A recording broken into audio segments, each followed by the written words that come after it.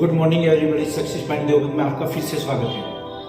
आज हम आधुनिक भारत के इतिहास में एक टॉपिक करेंगे, अहमदाबाद आंदोलन और खेड़ा आंदोलन। इससे पहले वाली वीडियो में हमने किया था चंपारण आंदोलन यानी कि चंपारण सत्याग्रह, जो गांधी जी का पहला सत्याग्रह था। आज ये गांधी जी का दूसरा और तीसरा सत्याग्रह होगा। देखना हम ये जानेंगे कि सत्याग्रह में और विद्रोह में क्या डिफरेंस होता है, इनको सत्याग्रह क्यों कहा गया। तो शुरुआत करते हैं अहमदाबाद आंदोलन या अहमदाबाद सत्याग्रह। जो अहमदाबाद मूवमेंट था ये कब हुआ था? 15 मार्च 1918 1918 15 मार्च 15 मार्च सन 1918 को ये अहमदाबाद में हुआ था। अहमदाबाद की लोकेशन क्या है, कहाँ पर स्थित है? ये गुजरात के एक बड़े जिलों में इसकी गिनती होती है आज भी। तो गुजरात का एक बहुत ही महत्वपूर्ण जिला है और नदी का नाम हो जाएगा साबरमती। ये साबरमती नदी के किनारे स्थित है। तो यहाँ पर क्या समस्या हुई थी और क्या इसमें मांग की गई थी, क्या इसके परिणाम निकले और इसकी नेचर क्या थी, तो इसके बारे में हम चर्चा करते हैं।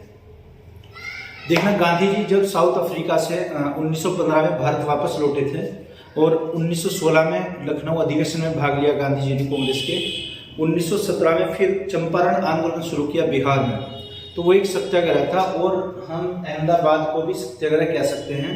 सत्याग्रह का मतलब होता है, इसका अर्थ होता है कि सत्य पर आधारित अंतिम समय तक अहिंसात्मक रूप से, जिसमें हिंसा का रूप ना दिया गया हो, मूवमेंट करना या कोई लड़ाई लड़ना। इसमें ये हिंसात्मक नहीं होनी चाहिए, कोई वॉयलेंस नहीं होनी चाहिए। उन सबको हम क्या कहेंगे? सत्याग्रह। तो विश्व स्तर पर अगर देखा जाए, गांधी जी का पहला सत्याग्रह साउथ अफ्रीका में था और भारत में पहला सत्याग्रह चंपारण आंदोलन, ये गांधी जी का दूसरा सत्याग्रह था, दूसरा आंदोलन था। और ये जो 3 आंदोलन गांधी जी ने स्टार्टिंग में शुरुआत में किए थे यहाँ पर भारत में, ये तीनों ही सफल थे। यानी कि क्रम क्या रहेगा इसकी सीक्वेंस कि चंपारण आंदोलन, अहमदाबाद आंदोलन और खेड़ा आंदोलन। 1 बाय 1 सभी को देखते हैं। अहमदाबाद आंदोलन, इसकी अगर चर्चा की जाए, अहमदाबाद आंदोलन का स्थान क्या रहा है, तो गुजरात में हुआ था। नदी का नाम क्या आ जाएगा? साबरमती। साबरमती नदी के किनारे अहमदाबाद स्थित है। जैसे जब इतिहास में पढ़ा जाएगा दांडी यात्रा, तो दांडी यात्रा की शुरुआत भी यहीं से हुई थी, अहमदाबाद में ही। गांधी जी ने जो आश्रम बनाया था अपना, वो अहमदाबाद जिले में था और यहीं से दांडी यात्रा की गई थी। नेतृत्व किसने किया था?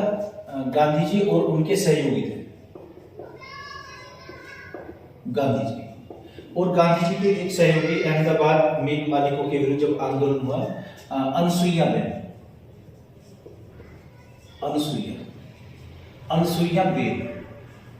ये कौन थी? एक अंबालाल साराभाई। वैसे तो गांधी जी के मित्र थे अंबालाल साराभाई। अंबालाल साराभाई इस आंदोलन में गांधी जी के वैसे तो मित्र थे, लेकिन इन्होंने साथ नहीं दिया था। अंबालाल ये इस आंदोलन के विरुद्ध थे। अगर ये क्वेश्चन आए कि अहमदाबाद आंदोलन का विरोध किसने किया था, तो अनसुईया बेन के जो भाई थे साराभाई, इन्होंने आंदोलन का विरोध किया था।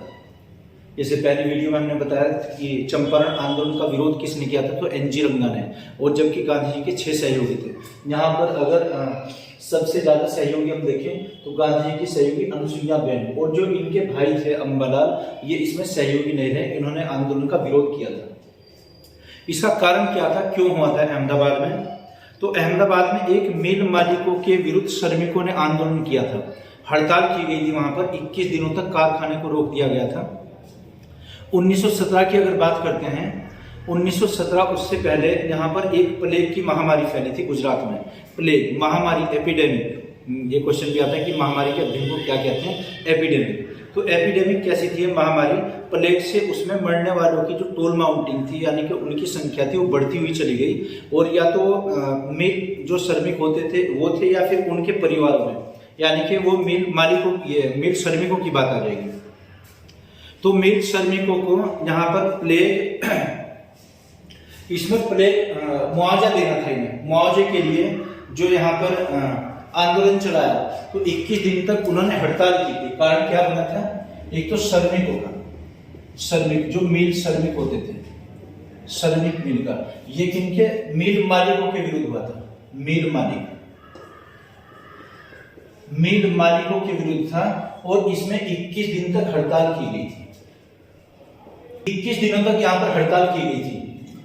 श्रमिकों की क्या समस्या थी, जो मजदूर थे यहाँ के मजदूरों की ये प्रॉब्लम थी कि इनको बोनस दिया गया था एक प्लेग की महामारी के कारण, क्योंकि जो श्रमिक उसमें या श्रमिकों के परिवार से पीड़ित थे उनको लाभ पहुंचाने के लिए यहाँ पर एक्स्ट्रा बोनस दिया गया, यानी कि अतिरिक्त वेतन।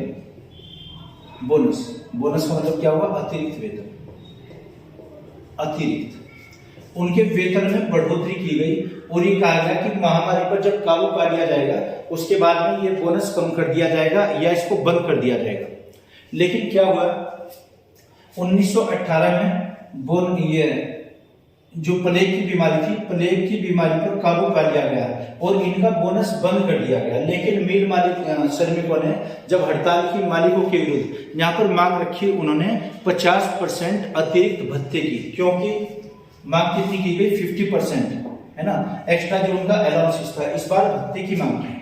देखना, भत्ता जो होता है ये वेतन के संगत दिया जाता है कि वेतन कितना है, उसी हिसाब से प्रतिशत में या परसेंटेज में बढ़ोतरी की जाएगी। और बोनस क्या था, ये मिल मालिक अपनी इच्छा से देते थे। ये तो इसलिए दिया गया क्योंकि प्लेग की बीमारी थी, उससे निपटने के लिए बोनस दिया गया। बीमारी पर काबू पाया गया तो बोनस को बंद कर दिया गया।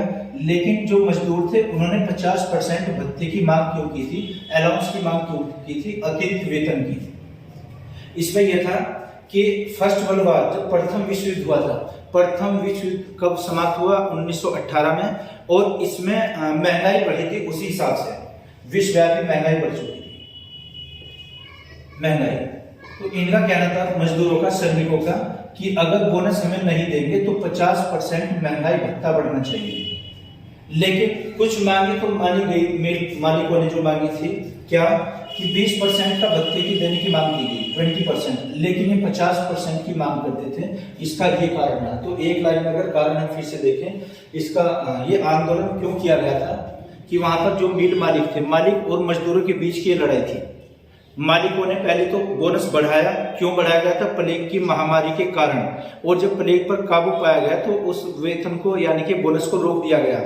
उसी हिसाब से, उसी के समानांतर वहां पर महंगाई बढ़ी हुई थी। महंगाई क्यों, ये फर्स्ट वर्ल्ड वॉर जब हुआ था, प्रथम विश्व युद्ध के दौरान वस्तुओं की कमी हुई और किसी भी कारण से और भी हो सकते हैं कुछ, तो महंगाई बढ़ी थी वहां पर।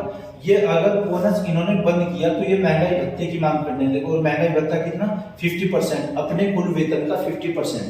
अगर 1000 रुपए वहां पर वेतन है तो 1500 रुपए अब दिए जाएंगे। लेकिन मिल मालिकों ने ये कहा कि 20% अलाउंस दिया जाएगा, भत्ता 20% ही दिया जाएगा। गांधी जी ने इस आंदोलन की अगुवाई की थी। तो गांधी जी जैसे ही वहां पर पहुंचते हैं अहमदाबाद में अनुसुईया बेन के सहयोग से इन्होंने एक अनशन शुरू किया। अनशन क्या था, मिल मालिकों के विरुद्ध कि इनका ये भत्ता 85% किया जाए। लेकिन जब इनमें झड़प होने लगी, वहां पर विवाद उत्पन्न होने लगा, तो ये हुआ कि मिल मालिकों ने 35% बोनस देने का या भत्ता देने का उनसे वादा किया और एक अतिरिक्त न्यायाधिकरण की नियुक्ति की गई। न्यायाधिकरण, एक ट्राइब्यूनल बनाई गई। उसमें क्या था, इस न्यायाधिकरण ने कहा कि ना तो 50% दिया जाएगा ना ही 20%, 35% अतिरिक्त भत्ता दिया जाएगा प्रत्येक श्रमिक को। तो इसका परिणाम ये हुआ कि 35% जो भत्ता दिया गया, ये गांधी जी का एक सफल अभियान था, उनका एक सफल सत्याग्रह। तो पहले गांधी जी का कौन सा हुआ, चंपारण आंदोलन, उसके बाद में अहमदाबाद आंदोलन, और फिर अभी चर्चा करते हैं हम खेड़ा आंदोलन की। तो इनका यही क्रम रहेगा, ये इनकी सीक्वेंस रहेगी। एक बार वो देख लेते हैं। शुरुआत कब हुई थी, 15 मार्च सन 1918 को। कहां पर की गई है, गुजरात के साबरमती नदी के किनारे स्थित अहमदाबाद में। नेता इसका कौन था, नेतृत्व किसने किया था, गांधी जी ने। और गांधी जी के सहयोगी कौन रहे, ये अनुसुईया बेन। अनुसुईया बेन कौन थी, ये गांधी जी के मित्र अंबालाल साराभाई की बहन थी। लेकिन अंबालाल साराभाई ने गांधी जी का विरोध किया था इस आंदोलन में, यानी कि उनसे दुश्मनी उत्पन्न हुई थी, ऐसा नहीं था। और इसके कारण क्या बने थे कि मिल मालिकों ने जो कपड़ा टेक्सटाइल वहां पर मिले थे, उन्होंने अतिरिक्त बोनस दिया मजदूरों को पहले, फिर वो बोनस बंद कर दिया गया। क्यों दिया गया था बोनस, क्योंकि वहां पर प्लेग की महामारी फैली हुई थी। प्लेग पर काबू पाने के बाद में इसे बंद कर दिया गया। लेकिन वहां जो ये मजदूरों ने हड़ताल की, 21 दिन तक उन्होंने हड़ताल की, उसमें ये पाया गया कि 50% बोनस किया भत्ते की मांग करें, मिल मालिकों ने इसे कितना एक्सेप्ट किया 20%। लेकिन जब वहां देखा कि विवाद बढ़ने लगा, एक न्यायाधिकरण की नियुक्ति की गई, एक गठित किया गया न्यायाधिकरण, और इन्होंने ये निर्णय दिया कि ना तो फीस दिया जाएगा ना 50, यहाँ पर 35% अतिरिक्त भत्ता दिया जाएगा प्रत्येक श्रमिक को। तो ये इसका परिणाम रहा था गांधी जी का, ये एक सफल अभियान था, सफल सत्याग्रह था, ये दूसरा सत्याग्रह। अब हम बात करते हैं खेड़ा आंदोलन की। तो खेड़ा आंदोलन का स्थान भी गुजरात था, इसका स्थान गुजरात में 1918 में हुआ था, लेकिन ये अहमदाबाद आंदोलन के बाद हुआ था। गांधी जी का तीसरा सफल आंदोलन था। इसका नेतृत्व गांधी जी ने किया था और कुछ सर्वेंट ऑफ इंडिया सोसाइटी के सदस्य भी गांधी जी के सहयोगी रहे। तो गुजरात में आंदोलन हुआ, नेतृत्व गांधी जी ने किया, गांधी जी। और गांधी जी के जो सहयोगी रहे हैं, एक तो वल्लभ भाई पटेल और विठल भाई पटेल और एक इंदुलाल याग्निक, 3 सहयोगी उनके प्रमुख रहे हैं। अन्य युवा लोग भी इसमें शामिल थे। तो कौन कौन है? वल्लभ भाई पटेल और एक हुए हैं विठल भाई पटेल। ये किसके सदस्य थे? Servant of India society, servant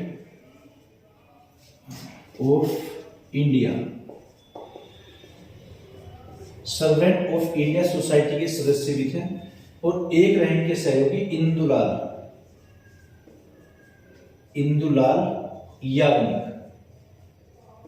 Yagnik. देखना, जो गांधी जी के 3 आंदोलन थे, इसमें सहयोगियों के नाम बहुत बार पूछे गए हैं कि चंपारण आंदोलन में गांधी जी के सहयोगी, और अहमदाबाद आंदोलन में सहयोगी कौन थे? प्रमुख। और खेड़ा आंदोलन में प्रमुख सहयोगी कौन थे?